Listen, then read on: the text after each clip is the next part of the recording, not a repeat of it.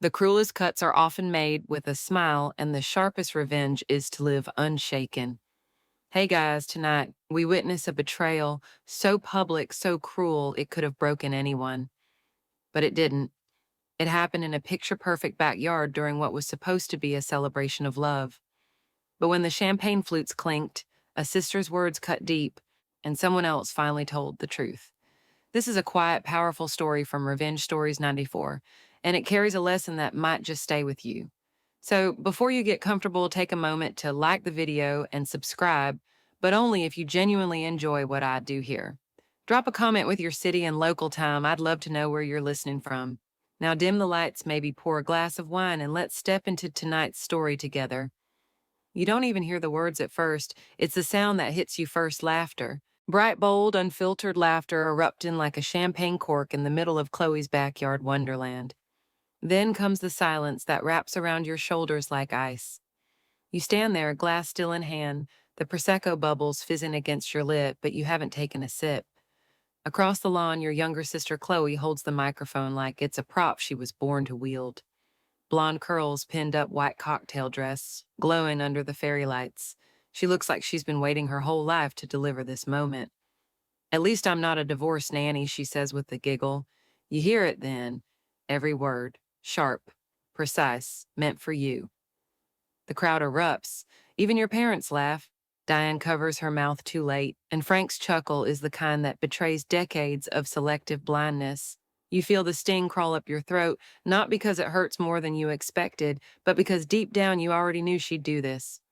You turn slowly toward Mason, your son, 9 years old and sitting 2 chairs down next to your mother, legs swinging his tiny hands, fiddling with the juice box. He doesn't understand what just happened, but his brows furrow. He knows that laugh wasn't a happy one. And then Ethan stands up, Chloe's fiancé, the man this party is supposedly about. He doesn't shout, doesn't gesture, just walks quiet, deliberate steps across the patio, past the wine bar, past the string quartet that now seems awkwardly unsure whether to keep playing. He stops right in front of you, holds your hand. "She's the reason I'm alive today," he says. Silence, one gasp, then another. Chloe blinks. Your mother stiffens, and before anyone can ask what he means, Ethan pulls a small box from his jacket pocket, opens it, looks at the ring, then sets it down gently on the cocktail table beside the floral centerpiece. You don't move. He doesn't look back. He walks away. Behind you, someone sets their champagne flute down too hard. The chime of glass against glass sounds louder than it should. Chloe still has the microphone in her hand, still standing there, arm half raised in a frozen toast. Her mouth open, but no words follow. And you just breathe. Long, slow, controlled. You don't look proud. You don't gloat. Because this isn't victory. This is exposure.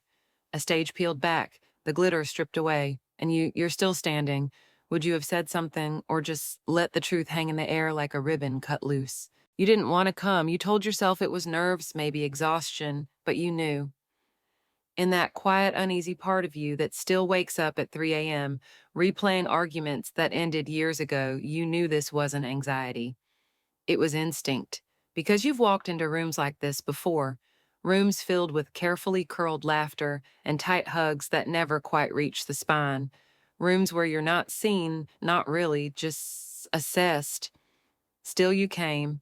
You put on the blue dress that barely zipped the one you hadn't worn since before the divorce. You pulled your hair back in the low twist Mason said makes you look like a princess. You applied foundation over the dark circle under your left eye, not a bruise, just exhaustion, and smiled at yourself in the mirror like you were auditioning for a role you already didn't get. You came because your mother called and said, "Please, Lauren, just one photo with both of you. That's all I ask." You heard what she didn't say.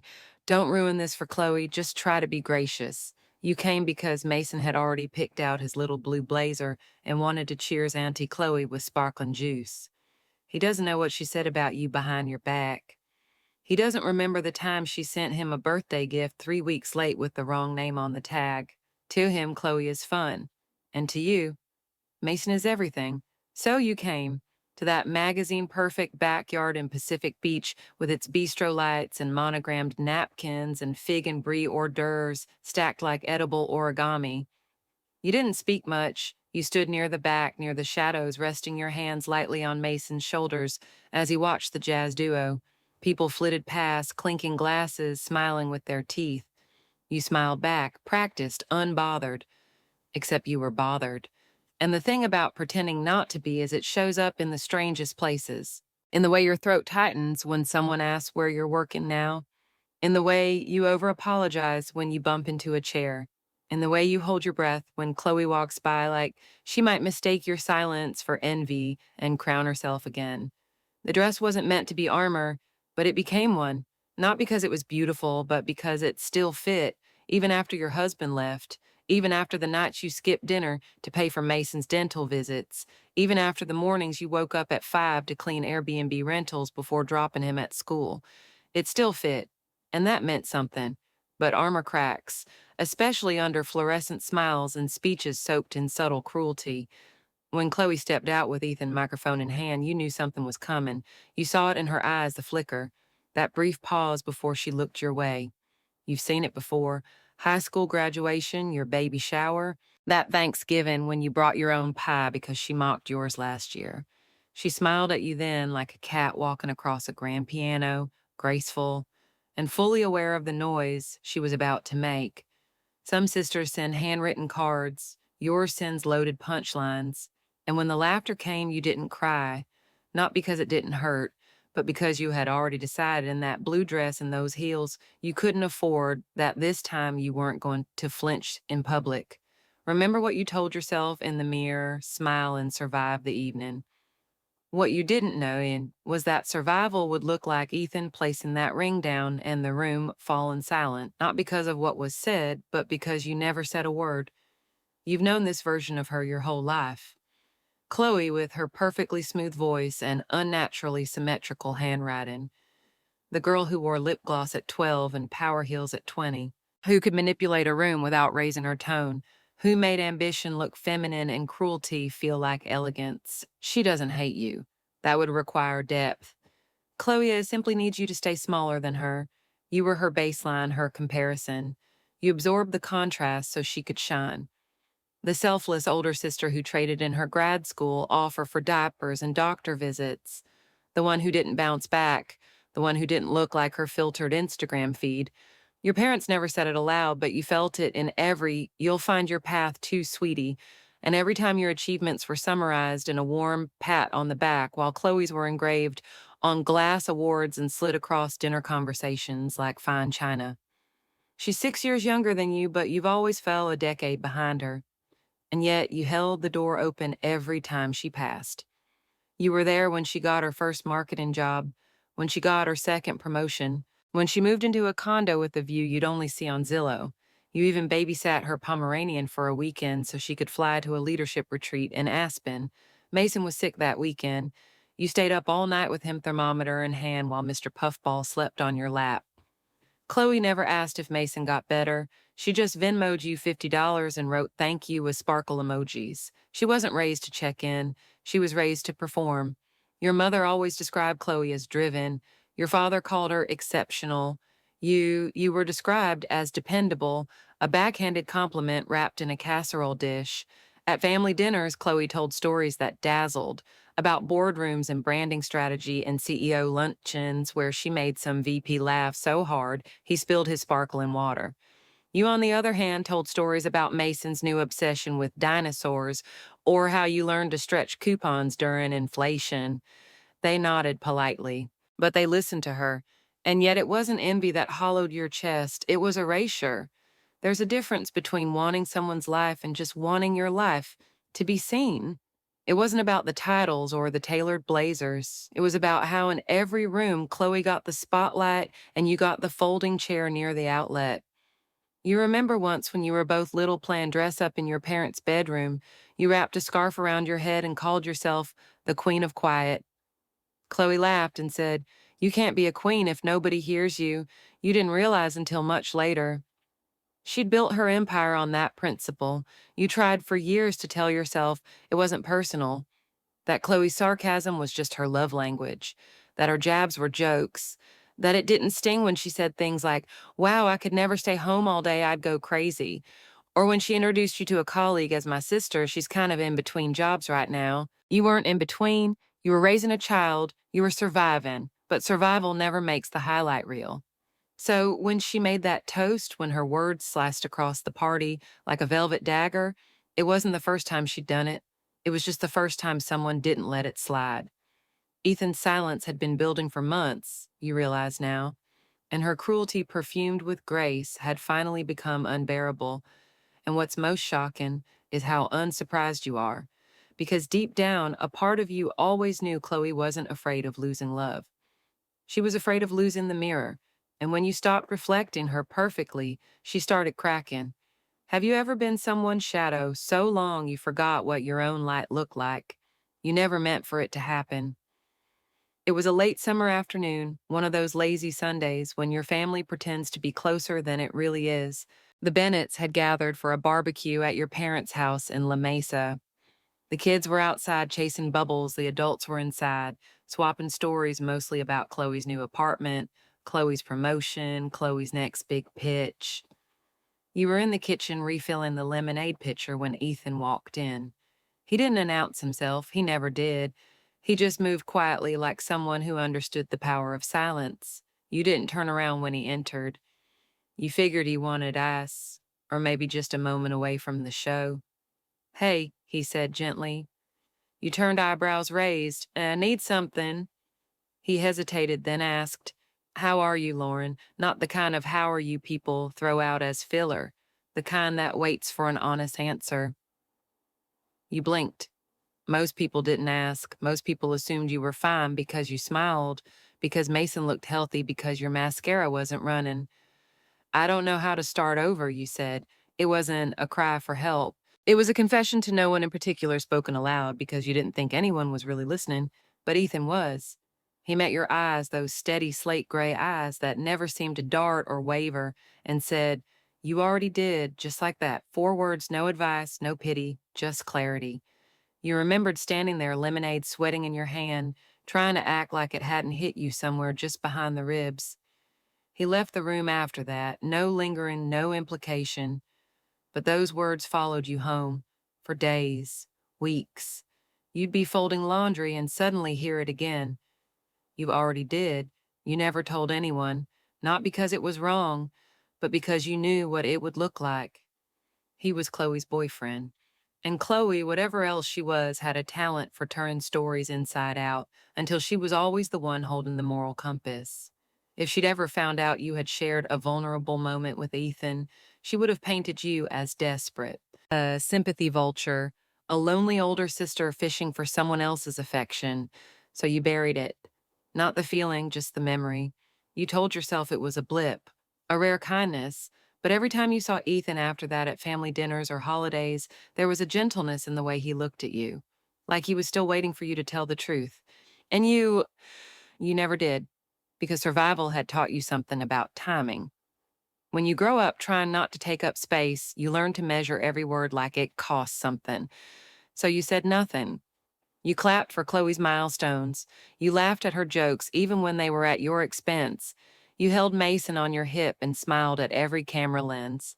And Ethan, he watched, sometimes from across the table, sometimes from across the room, never long enough to be noticed, but long enough to be felt. And maybe that's why at the engagement party, when the laughter settled and your son's voice whispered, "Why did they laugh?" Mama, you looked up and saw Ethan already watching, not with pity, not even with apology, but with something quieter, something older, recognition.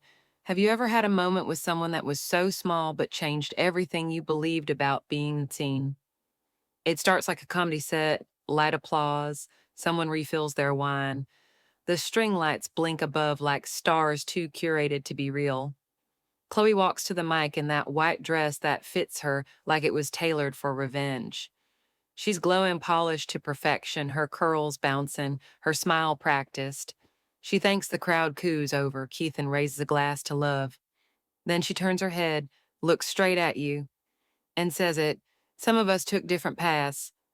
I climbed the ladder, and Lauren, Well, she became a divorced nanny, but hey, at least I'm not both. For a moment, there is no sound, then laughter, warm, unfiltered, easy. The kind of laughter that only happens when people believe they're in on a harmless joke. You feel it bloom in your chest, not rage, not humiliation. Shame, that old familiar ache you've been tucking away since the first time someone asked if Mason's father was still around. You don't cry, you don't run. You look at Mason. He's gripping his juice box a little tighter. His brow furrows. He looks around confused.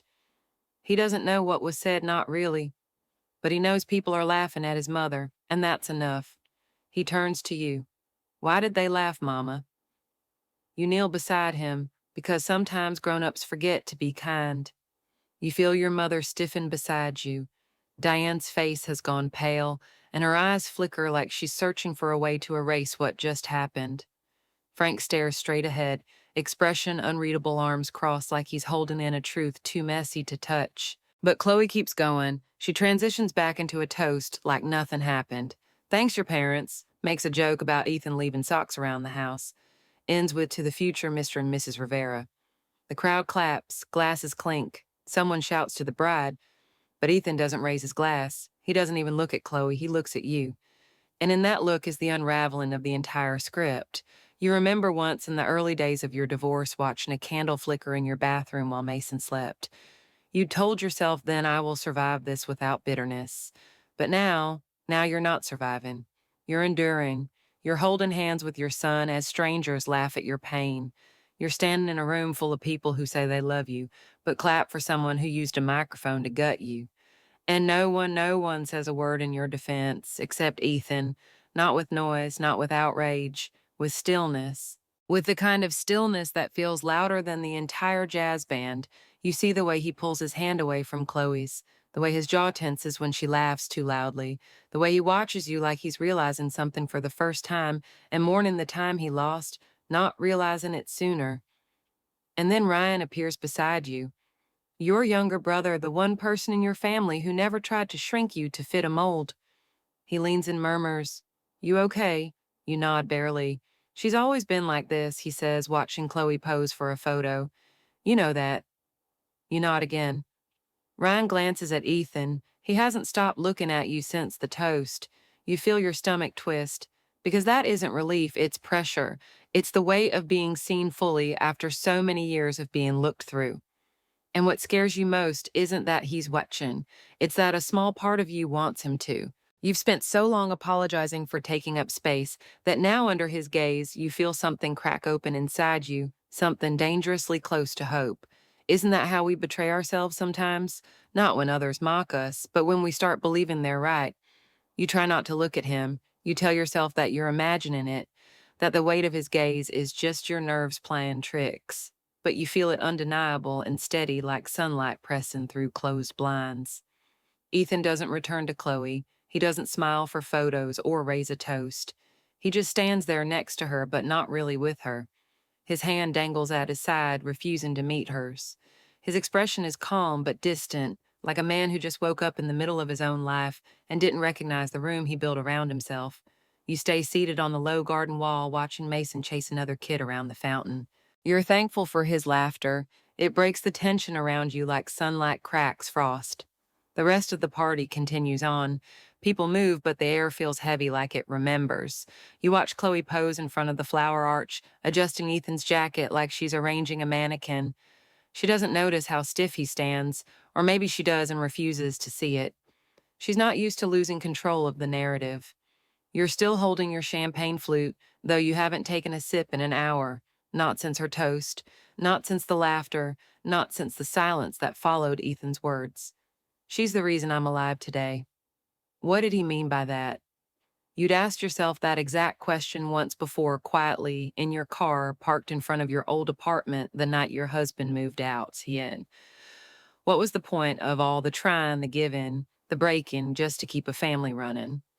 Now someone has looked at you and said, because you were there, I stayed.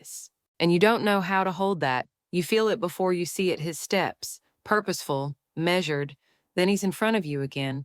The noise of the party fades around you like someone pressed mute on a world that no longer feels like yours.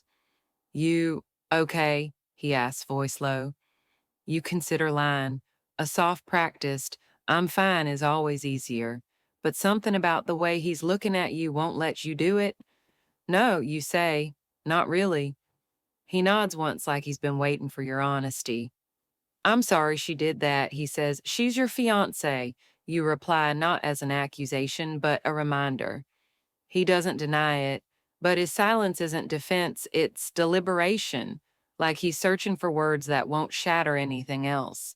That doesn't mean I agree with her. You look at him then, really look. He doesn't have the same glow Chloe has, no polish, no rehearsed elegance, but he holds space. In his stillness, there's gravity, and when he looks at you, it's without measurement. Without conditions, you shouldn't have come, he says softly. You blink. I didn't want to. He looks down, then back up. Why did you want to say it was for Mason or for your mother?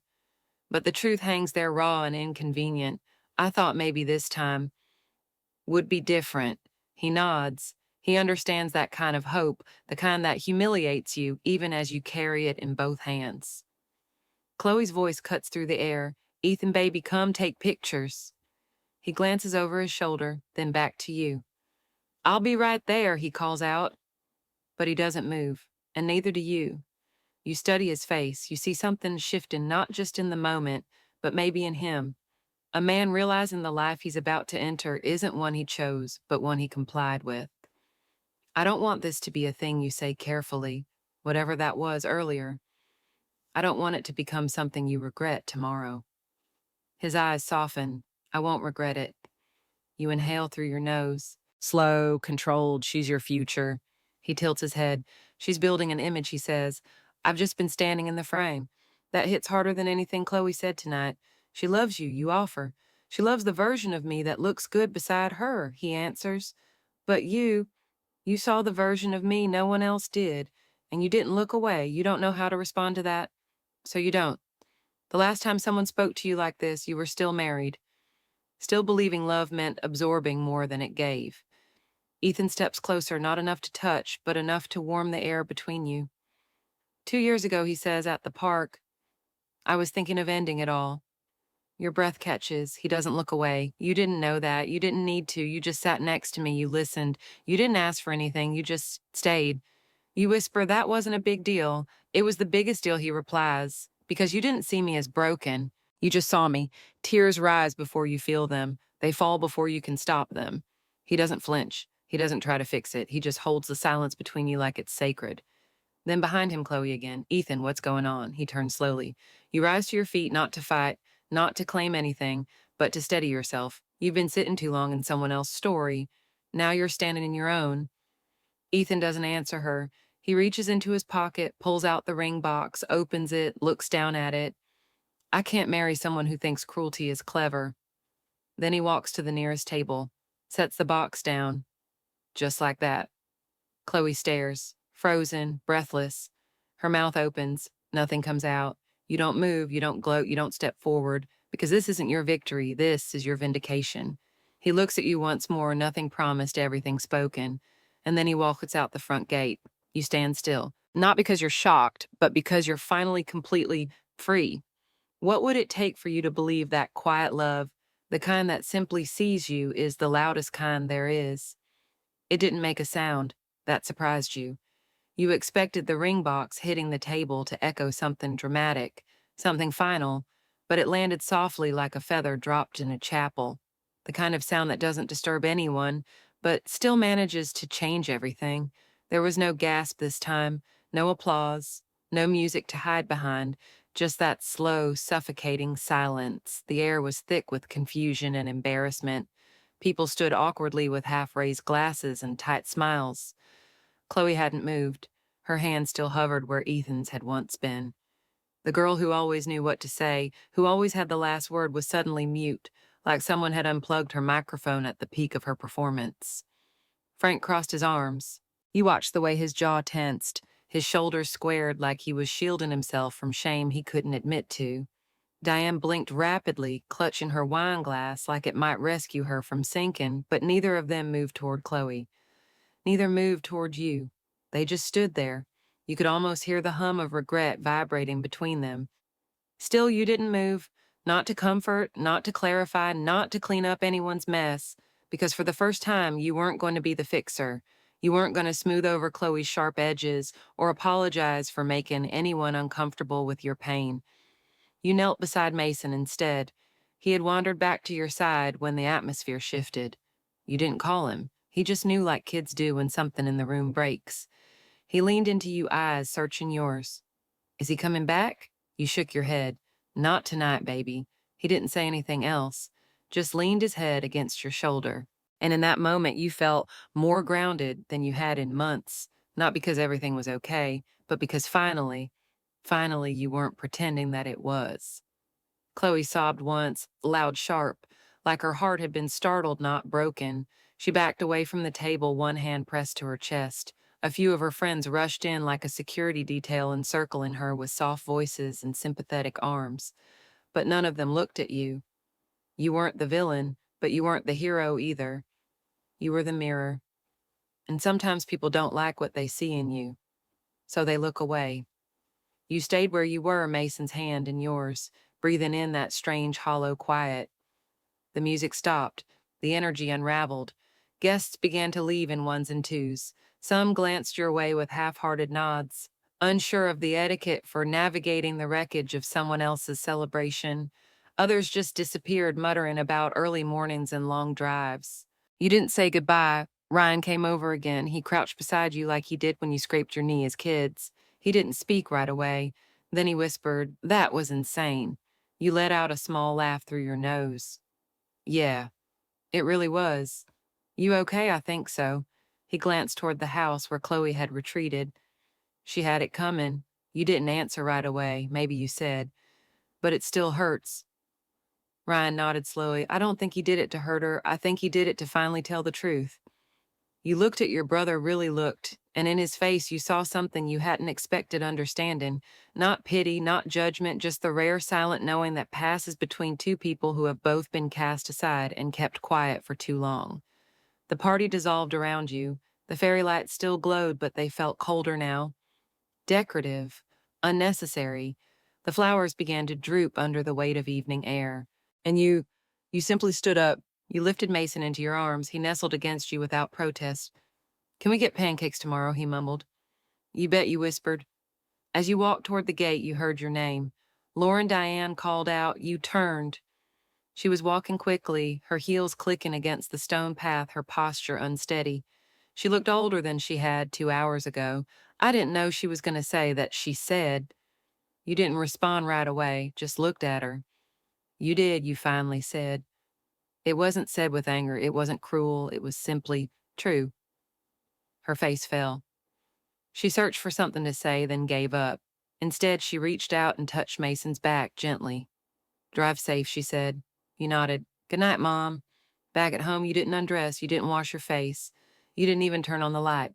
You sat on the edge of the couch in your blue dress, Mason already tucked into bed, and stared at the blank wall. Not because you were lost, but because somehow you felt clean, like something heavy had finally been washed from your skin. Like the truth had spoken, not with vengeance, but with clarity. Sometimes the most powerful thing in the world isn't an outburst. It's the ring that lands softly on a table and leaves a silence loud enough to heal you. The envelope was waiting for you in the morning. Plain. No name, no return address, just resting on the welcome mat, as if the universe had decided that some truths arrive best in silence. You picked it up with careful fingers, half expecting something cold, maybe cruel, as if Chloe had found one last way to throw a final jab. But when you opened it, the handwriting inside was unmistakable. You saved me. You always did. I'm sorry it took me this long to say it. Ethan, you didn't cry. You didn't smile. You just folded the note and tucked it into the drawer beside your bed, not because you were saving it, but because sometimes truth deserves to be kept. That was 5 days ago. You haven't heard from him since. He hasn't texted, hasn't emailed, hasn't shown up with questions or promises. And strangely, that's the part that feels like peace, because he gave you what no one else had: recognition, not for your resilience, not for your strength, but for your presence, for sitting with someone in their worst moment, not as a martyr, but as a human being who simply stays. And now that you're learning to stay for yourself, You no longer flinch when someone asks, "So what do you do?" You say it clearly without shrinking. "I'm a nanny, a full-time mother, a caregiver." You no longer say it like a disclaimer. You say it like a vow, because you are the one who makes lunch while managing homework meltdowns. You are the one who holds space for other people's chaos without demanding credit. You're the one who shows up, even when uninvited, even when unacknowledged, and that is not small. That is not weak. That is sacred work. Chloe hasn't called, not a text, not a voicemail, not even a social media post with one of her classic passive-aggressive quotes. You don't know if she's grieving the wedding that won't happen or simply rewriting the narrative in her head. But it doesn't matter. You no longer need an apology to move forward. You're not waiting for her to understand you. You're no longer performing for your family's approval. You're folding laundry in your own space. You're making pancakes for Mason on Sunday morning with extra whipped cream. You're drinking your first cup of coffee without rushing to be useful. And when Mason asked you yesterday, "Mama, are you happy you didn't lie?" You said, "I think I'm learning how to be," because healing is not an event. It's a decision every day to show up in your own life, to no longer whisper your worth, to no longer wait to be rescued. Ryan stopped by last night with takeout, sat on your porch steps with you as the sun went down. He didn't bring up Chloe or Ethan or the party. He just sat there eating sesame noodles and talking about a concert he wants to go to. But just before he left, he turned and said, "You know when she said that thing about you? You didn't even blink. You look like a damn superhero." You laughed genuine this time, not because you believed him, but because for once you weren't trying to. It just felt true, and maybe not the cape or the strength, but the endurance, the refusal to crumble under someone else's attempt to define you. You look in the mirror now and see something different. Not armor, not performance, but presence. You are not the divorced one. You are not the nanny. You are not the quiet sister. You are Lauren Bennett, and your life is not a backdrop for anyone else's celebration. Your silence was never weakness. It was space you kept sacred until you were ready to speak. And when you did, you didn't shout, you didn't shame, you just stood up. And that was enough. Because sometimes the strongest thing you can do, Stishan, is not to fight back, not to burn it all down, but to stay. To love yourself more quietly than they ever expected. To rise in a room that once made you shrink. And when the world asks you what happened, you won't tell them about the ring, or the toast, or the laughter. You'll say in the silence he left behind, "You didn't just rebuild, you rose. If you've stayed until this moment, thank you." Stories like this one aren't just about drama, they're about dignity, about the quiet strength it takes to stand your ground when the world hands you shame and expects you to crumble. As the poet Rumi once wrote, "The wound is the place where the light enters you." Tonight, that light came not from revenge, but from revelation. Lauren didn't need to fight back to win. She only needed to see herself clearly and to stop apologizing for surviving. If this story moved you, reminded you of your worth, or gave you a moment of reflection, I'd be honored if you subscribed to Revenge Stories 94. Getting to 1,000 subscribers isn't just a number, it's a sign that these stories matter. Leave a comment below and share your voice, and I read every one. And remember, sometimes the strongest thing you can do is let silence speak for itself.